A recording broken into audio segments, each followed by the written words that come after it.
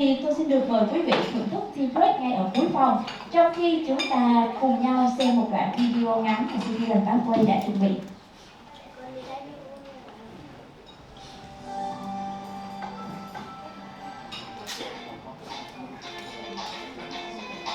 Hi, I'm Brennan Sim with EB-5 United. We're here today at the LaSalle, Chicago, a Marriott Autograph Collection hotel. This hotel was recently opened June 23rd, 2022.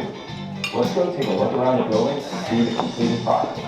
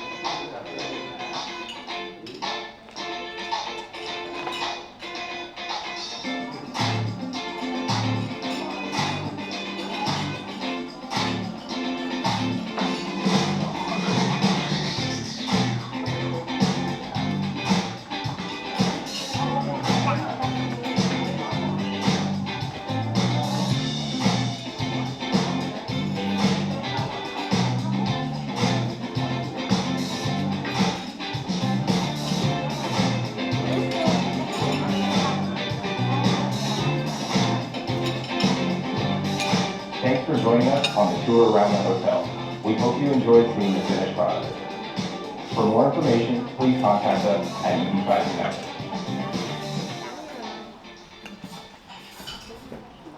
Vâng, thưa quý vị, khi lựa chọn một đơn vị đồng hành như CITIZENPATHWAY, không chỉ là các anh chị chúng ta có thể yên tâm và được đào tạo về những vấn đề pháp lý và những đối tác độc quyền của chúng tôi, các anh chị chúng ta còn có thể tiếp cận với các dự án tiềm năng với những thông tin minh bạch, phù hợp với đạo luật hiện hành và hiệu quả với khoản đầu tư của mình. Và trong sự kiện ngày hôm nay thì chúng tôi rất là vinh dự được giới thiệu đến quý vị một dự án mà chúng tôi tin sẽ làm hài lòng các nhà đầu tư ở đây. Và chúng ta hãy cùng nhau đến với phần chia sẻ và giới thiệu về khách sạn Marriot Lasalle Chicago được mang đến bởi ông Brennan Sim, Phó Chủ tịch EB-5 United.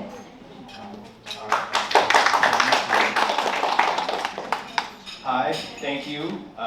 Happy to be back here in Vietnam. My name is Brennan Sim again. I run global sales for EB-5 United, and always happy to be back here with CITIZENPATHWAY.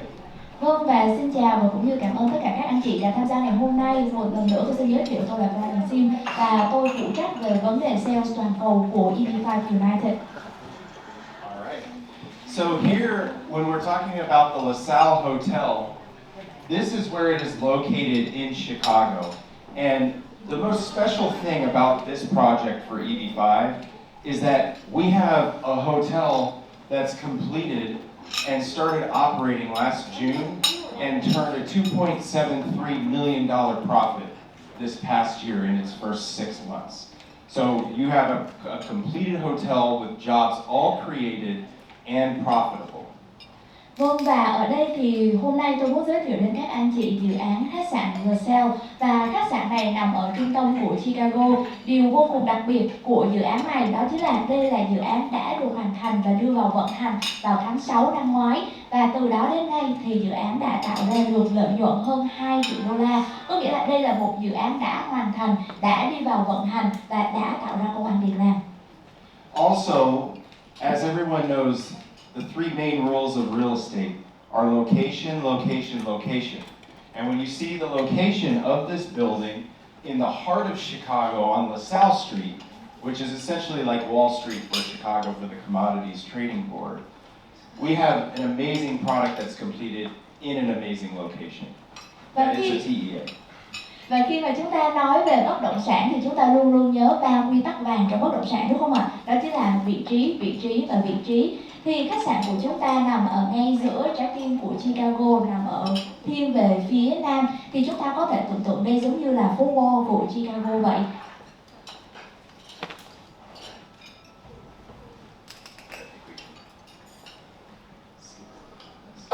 All right, and in the bottom of this building, there was a JW Marriott built by the same developer that built the LaSalle.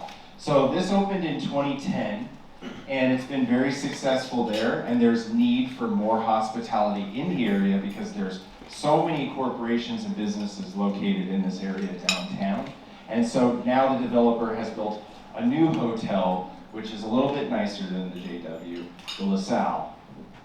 Vâng, và ở đây thì ở phía những cái tầng dưới này thì chúng ta đã có, ở khu vực này đã có khách sạn JW Marriott rồi, và những người chủ dự án ở đây thì đã quyết định là xây thêm một khách sạn nữa nằm ở tầng cao hơn và một cái khách sạn đẹp hơn một xíu, bởi vì đây ở khu vực này là trung tâm của rất là nhiều những công ty, những văn phòng.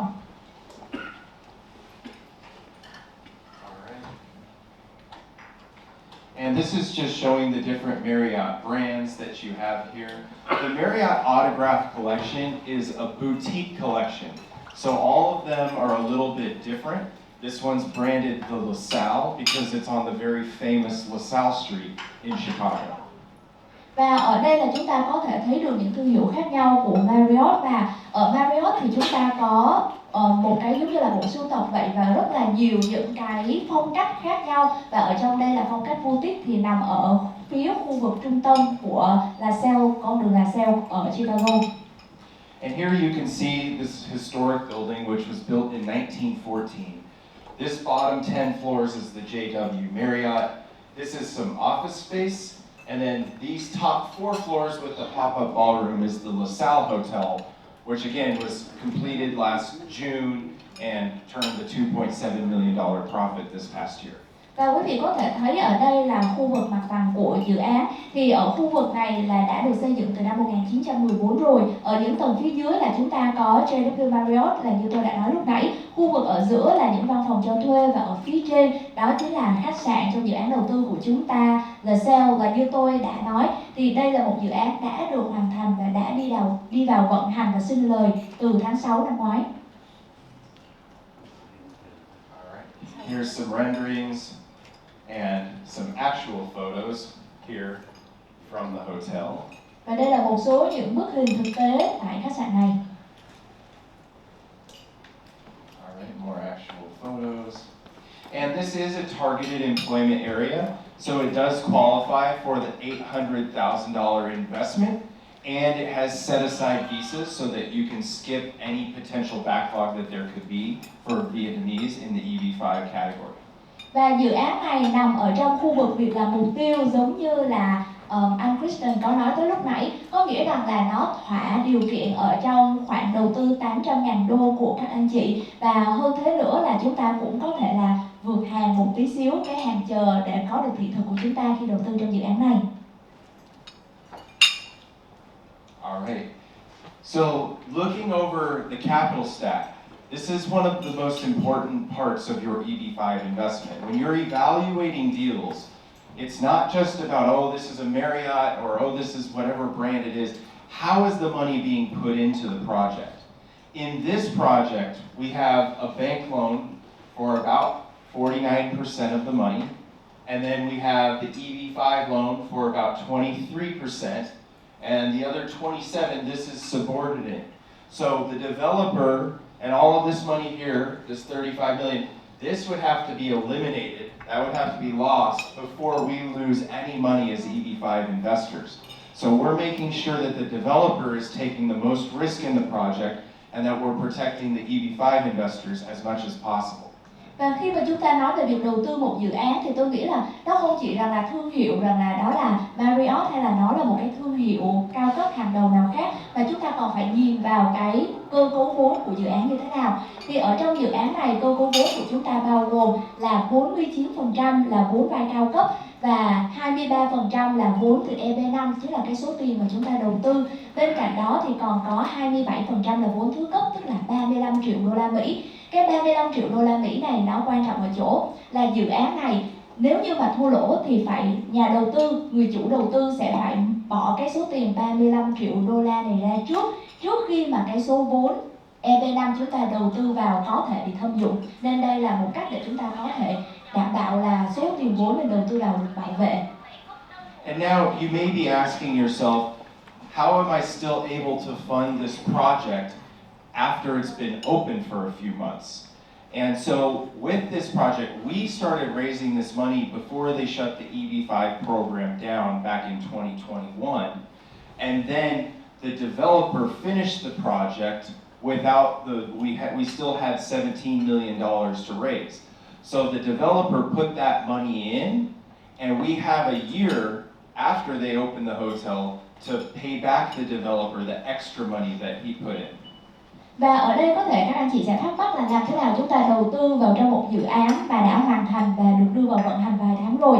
Thì ở đây khi mà chương trình EB-5 bị tạm dừng lại vào khoảng năm 2021 thì vào thời điểm đó người chủ đầu tư đã bỏ ra tiền túi của mình để có thể tiếp tục xây dựng và hoàn thành dự án này. Và sau khi dự án hoàn thành thì bây giờ chúng ta có khoảng 1 năm để kêu gọi những cái số tiền đầu tư và hoàn trả lại cái số tiền mà người chủ đầu tư đã bỏ vào. So now we have raised most of the $29.8 million of EB-5, and there's a little bit left that is more developer equity that the developer put in the project. And so we just need a couple more investors, which could be yourselves, in the last few spots in the project to finish off the EB-5 raise and pay out the developer. Vậy nên là ở số tiền 29.8 triệu đô la Mỹ này của vốn EB-5 trung hạn thì chúng tôi đã có những nhà đầu tư bước vào rồi ở trong phần lớn ở đây rồi. Hiện nay thì chúng tôi còn một phần nhỏ nữa và chúng tôi đang tìm kiếm những nhà đầu tư để có thể hoàn thiện được phần vốn EB-5 trung hạn này và hoàn trả số tiền mà nhà chủ đầu tư đã bỏ vào trong dự án này. So here you can see we expect the project to value around $175 million when it stabilizes. So when you open a hotel, you run it for a few years, and then you get a stabilized value. So we would have to lose about 46.5% value before any of our EB-5 investors are negatively impacted financially. Và ở đây thì chúng tôi thẩm định và tổng giá trị của dự án này là 174.8 triệu đô la Mỹ. Và đây chính là cái giá trị được định giá sau khi mà khách sạn đã đi vào vận hành một cách ổn định. Có nghĩa là khi mà chúng ta bắt đầu chúng ta mở ra một khách sạn thì chúng ta sẽ có cái thời gian để mình vận hành và đi khách sạn. Và khi mà khách sạn đã đi vào ổn định rồi thì chúng ta sẽ có mức định giá này. Và mức định giá này cũng có nghĩa rằng là khách sạn sẽ phải mất khoảng 47% giá trị trước khi mà chúng ta bị thâm dụng vào trong khoản vốn đầu tư của những nhà đầu tư EB-5. And with this hotel being completed and open, we know that most of this value is already here. So we would have to, there would have to be a significant loss for the developer to lose all of their money for us to be impacted financially. Và vì đây là một dự án đã hoàn thành và đi vào vận hành rồi, vậy nên rằng là gần như số tiền vốn của chúng ta đã được đảm bảo. Chỉ trong những trường hợp mà bất cập lắm, khó xảy ra lắm, khi mà khách sạn này gặp những cái khoản thua lỗ hay những cái vấn đề lớn thì chúng ta mới có thể đến với khả năng là bị thâm dụng vốn đầu tư của mình. Okay, this is arguably the most important part of this investment for you. To obtain a green card, you must create 10 jobs in the project. We have over 737 jobs already created. This was as of a few months ago. And we only need 470 for our investors. So all 10 jobs have already been created for you as investors, and those will count for your 10 jobs for a green card, even though they've already been created. Và tôi tin rằng đây là một trong những phần quan trọng nhất khi chúng ta quyết định đầu tư một dự án EB-5. Đó chính là dự án này có giúp cho mình chứng minh là mình đã tạo ra được 10 việc làm hay không. Thì ở trong dự án này chúng tôi đã tạo ra được là 737 việc làm, và đây là số liệu chỉ trong mới vài tháng gần đây nhất thôi. Điều đó có nghĩa rằng là chúng tôi có 470 công việc cần thiết cung cấp cho tất cả những nhà đầu tư thẻ xanh EB-5. Khi mà quý vị đầu tư vào trong dự án này thì chúng ta ngay lập tức đã tạo ra được việc làm, bởi vì số lượng việc làm này cũng tính vào trong số lượng việc làm mà các anh chị chúng ta tạo ra. Here's a few more shots of Chicago. Chicago is the third largest metropolitan area in the United States after New York and Los Angeles, but it has the second largest downtown after New York. So it's a very fun city. And in the summertime, there's lots of visitors, and the prices at the hotel go very high in the summer.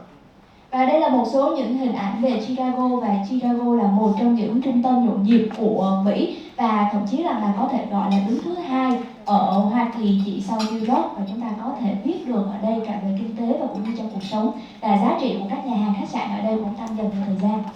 So the great thing about this hotel is you have the very high prices in the summertime, but all winter, even though it gets cold and snowy in Chicago, you have so many businesses around the hotel that all have contracts with the hotel. So when they have people come into town for business, they have contracts for them to stay at the hotel. So the hotels in this area in Chicago, they stay occupied all year long because there's so many businesses bringing people to the city. Và một điều đặc biệt nữa trong dự án khách sạn này đó chính là ở khách sạn chúng ta đông và cũng như là có nhiều khách vào mùa hè là chuyện mình biết rồi. Nhưng mà vào trong thời kỳ mùa đông thì khách sạn ở đây chúng ta cũng có khách hàng tham gia và cũng như là lưu trú. Đó là bởi vì xung quanh khu vực này có rất là nhiều những doanh nghiệp, và những doanh nghiệp này thì đã hợp tác với lại khách sạn để sẵn những chỗ cho những người doanh nhân của họ khi mà họ đi công tác tới Chicago thì sẽ ở trong khu vực này, để nên chúng ta có thể đảm bảo yên tâm về lưu lượng khách của chúng ta ở cả mùa hè lẫn trong mùa đông.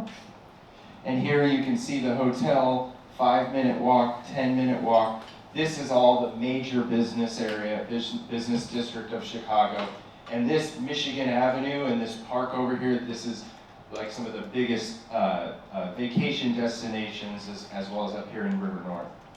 Và ở đây thì các anh chị chúng ta có thể thấy được cái khoảng cách của chúng ta trong vòng 5 mét, 10 mét và cũng như là xa hơn thì nó nằm ở trong trung tâm của những doanh nghiệp, tức là trung tâm kinh tế của vùng. Xa hơn nữa là những cái khu vực để tham quan giải trí. And the Prime Group, that is our developer, they've done more than $12 billion of development over the past 40 years. They also, their office is 4 blocks away from this hotel, and this is the third hotel that they've done in this area.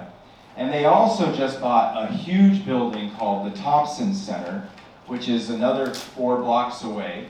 And Google has agreed to purchase that building as soon as they complete it.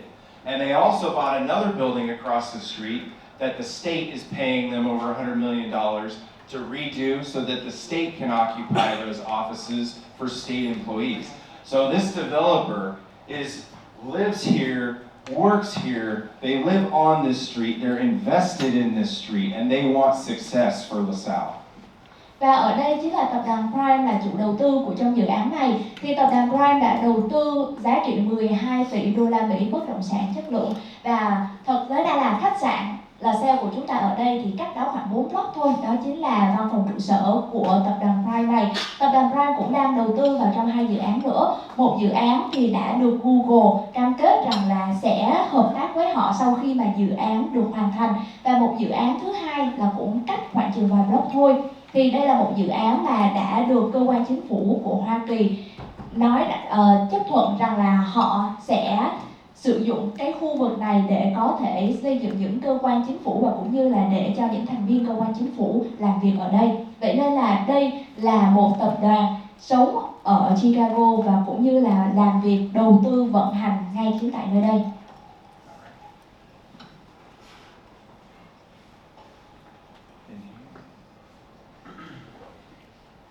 So just a little bit about us at EB-5 United. We've now raised more than $700 million, it says 550, more than $700 million through the program. We've helped over 1,000 investors obtain over 2,000 green cards for themselves and their family members.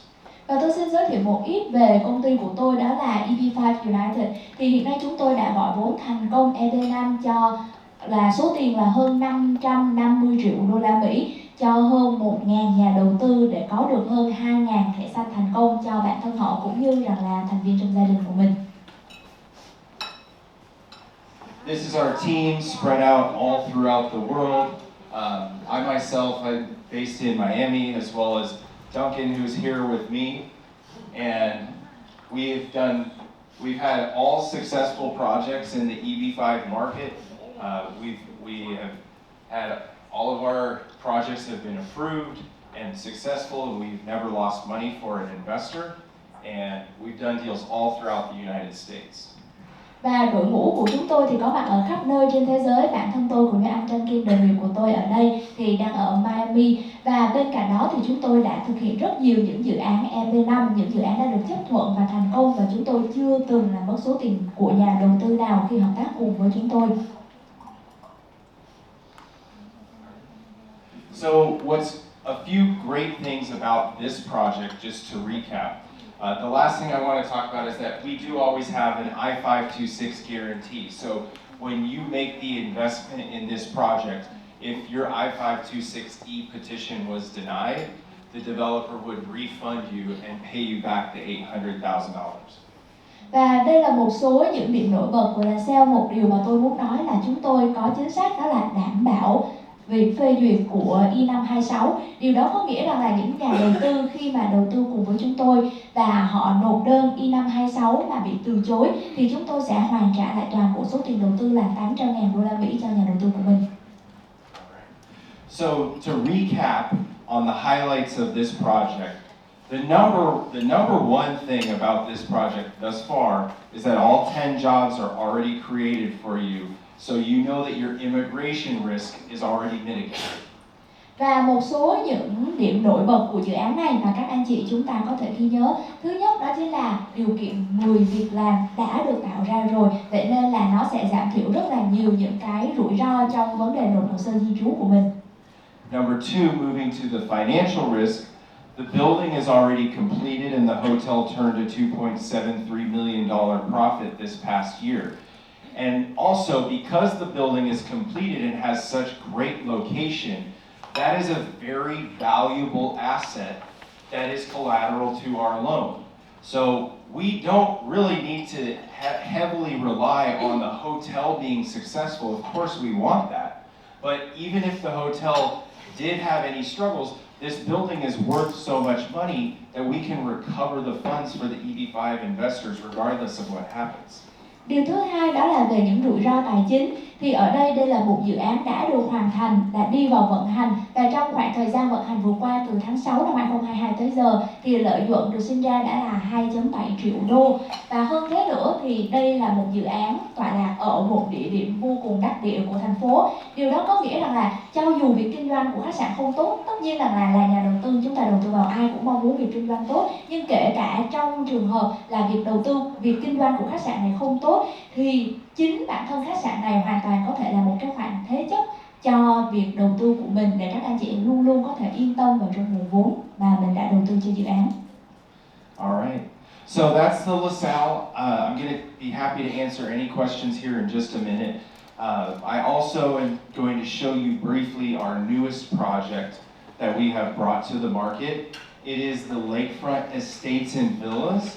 And this is a new rural TEA project that is located in Florida. Và đó là toàn bộ những gì về dự án Lasalle mà tôi muốn chia sẻ. Và tất nhiên các anh chị có bất kỳ câu hỏi nào tí nữa đến phần hỏi đáp thì tôi luôn luôn sẵn lòng trả lời. Tôi chỉ muốn đi qua một chút xíu về một dự án mới nhất của chúng tôi đang có là dự án Lakefront. Và đây là một dự án nằm trong khu vực việc làm mục tiêu ở vùng nông thôn của Florida. In this project, they're building 1,000 homes that are for sale, as well as about $206 million of commercial assets, which will include schools, churches, supermarkets, and office space for the people that live in this community. Và đây là một dự án mà trong đó chủ đầu tư sẽ xây dựng hơn 1.000 căn hộ, 1.000 căn nhà để chúng ta có thể bán, và bên cạnh đó là cái khu vực thương mại, trong đó bao gồm văn phòng, trường học cũng như là những trung tâm mua sắm để phục vụ cho người dân ở trong 1.000 căn nhà. In this project, we also have the state of Florida investing $50 million into the project in a bond that does not have to be paid back by the developer. It's just paid as a fee to everyone who buys homes every year. So each person pays around $1,400 a year, and the developer isn't responsible for that. Và dự án này đã nhận được khoản đầu tư của chính quyền bang Florida là 50 triệu đô la Mỹ dưới dạng trái phiếu, và số tiền này thì chủ đầu tư không cần trả lại, chỉ là mỗi lần thực hiện cái công việc mua bán nhà thì một số tiền nhỏ sẽ được trích ra và trả lại vào trong cái khoản vay này, và tất cả những cái thủ tục, những cái quy trình thì chủ đầu tư sẽ là người chịu trách nhiệm. Florida is also very pro-business, and they have over 1,000 people moving there a day. I moved there a few years ago. Duncan just moved there. There's a lot of people in the U.S. going to Florida for freedom, and it's a great state and a great state to do business. Và Florida là một tiểu bang rất là năng động, và mỗi ngày thì có hơn 1.000 người chuyển đến tiểu bang này. Trên Kim cũng có chuyển đến, tôi cũng có chuyển đến, và tìm đến đó là người ta tìm kiếm tự do và cũng như là cái lối sống rất là thoải mái ở nơi đây. Also, when you live in the state of Florida, if you send your kids to private school, the kids, you get $7,700 a year to send your kids to private school. So the people moving to this community, all of them will send their kids to private school, and they'll all receive this benefit. Bên cạnh đó, khi mà chúng ta sống ở tiểu bang Florida này, thì khi mà các con em chúng ta học ở trường tư thục thì mỗi năm chính phủ sẽ hỗ trợ hay gọi là hoàn trả cho chúng ta là 7.700 đô. Vậy nên là những gia đình khi mà chúng ta đến Florida này thì họ thường cho con em mình đi học ở trường tư thục và nhận được cái số tiền hỗ trợ này. And this project is being built for a community of Orthodox and Hasidic Jewish people that are moving from New York City. And so they, per their religious views, are not allowed to drive on Fridays and Saturday. And so they need everything built there in this community together. They also are a very close-knit community. And so all they need is a couple of rabbis to send out a WhatsApp to a WhatsApp group, and they get hundreds of applications. They've done zero major marketing for this project, and they already have over 800 applications and 187 deposits for homes. Và ở dự án này có một điều đặc biệt, đây là dự án tập trung vào hỗ trợ cho những người giáo sĩ Do Thái và cũng như là cộng đồng ở nơi đây, và những người dân ở nơi đây khi mà họ ở thì họ là một cái cộng đồng rất là gắn kết, và theo như là cái quy định trong tôn giáo của họ thì ngày thứ Sáu và ngày thứ Bảy họ không được sử dụng xe, nên họ sẽ sử dụng những cơ sở vật chất ở xung quanh ở trong dự án này. Và chính vì vậy thì cái tính chất của dự án và cũng như là sự gắn kết của cộng đồng nơi đây, nên cho dù là dự án này chưa có được marketing rộng rãi thì cũng đã nhận được hơn 800 đơn đăng ký mua và cũng như là hơn 1.000 đơn đặt cọc. And in rural projects, one issue you can run into is you can be in the middle of nowhere where no one around has the resources or the knowledge of how to build a city or a community. But here, we're in the center of Florida, so you're only an hour from Palm Beach, 2 from Miami, 2 from Tampa, hour 45 to Orlando. You have all of these major cities that can provide support and workers and resources to build a community.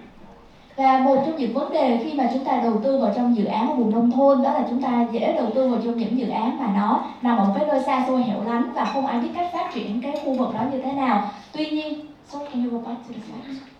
Thank you. Tuy nhiên rằng là ở trong dự án Lakefront của chúng ta thì chúng ta ở rất là gần với lại sân bay quốc tế Palm Beach, chỉ cách 1 giờ lái xe, ở gần Miami, ở gần Orlando và cũng như Tampa, ở trong những khoảng cách từ 1 tới 3 tiếng đồng hồ lái xe thôi. Và điều này giúp cho có cái sự kết nối cũng như là sự phát triển và tài nguyên để có thể phát triển được khu vực này. Okay. And just the last point on this, and I'll wrap it up. We are a first position loan on this project. So the other project, we have a bank loan, and then we're in the second position. That one's already completed. We were fine with being in second position. This one, we're in first, so we're lending $100 million of EB-5, and they're building almost $800 million of assets between the commercial assets, which are expected to be about 206 million, and the homes, which are expected to be about 586. So we're lending $100 million on almost $800 million of assets. So it's a very, very secure and safe investment. Và ở trong dự án Lasalle mà tôi nói tới lúc nãy thì chúng ta là ở cái vị thế đó là chủ cho vay thứ hai, cấp độ 2, tại vì cấp độ 1 ở trên đó là những cái khoản vay từ ngân hàng. Còn ở trong dự án Lakefront này thì chúng ta ở trong vị thế là người cho vay ở cấp độ 1, và cái số tiền mà đã để ra chúng ta cần gọi vốn đó là 100 triệu đô la Mỹ dành cho những nhà đầu tư ở những nhà đầu tư theo dạng EB-5, và số tiền 100 triệu đầu tư này sẽ dùng để được xây dựng và phát triển dự án có giá trị là 800 triệu, bao gồm cả khu nhà ở lẫn khu thương mại ở phía xung quanh. Vậy nên đây sẽ là một dự án vô cùng đảm bảo, vô cùng yên tâm, bởi vì chúng ta dùng cái số tiền vốn vay là 100 triệu để xây dựng lên khối tài sản 800 triệu. Alright, well thank you for having me today, and thank you to CITIZENPATHWAY for putting this on, and happy to answer any questions that you may have, and hope you get all your questions answered for the projects today. Vâng, và một lần nữa cảm ơn các anh chị rất là nhiều cho tôi có cơ hội được chia sẻ đây ngày hôm nay. Tôi cũng cảm ơn CITIZENPATHWAY đã luôn đồng hành và cho tôi có cơ hội chia sẻ. Tí nữa đến phần hỏi đáp, chúng ta có bất kỳ câu hỏi nào thì chúng ta cứ thoải mái đặt câu hỏi và tôi sẽ hỗ trợ các anh chị hết mình. Xin cảm ơn.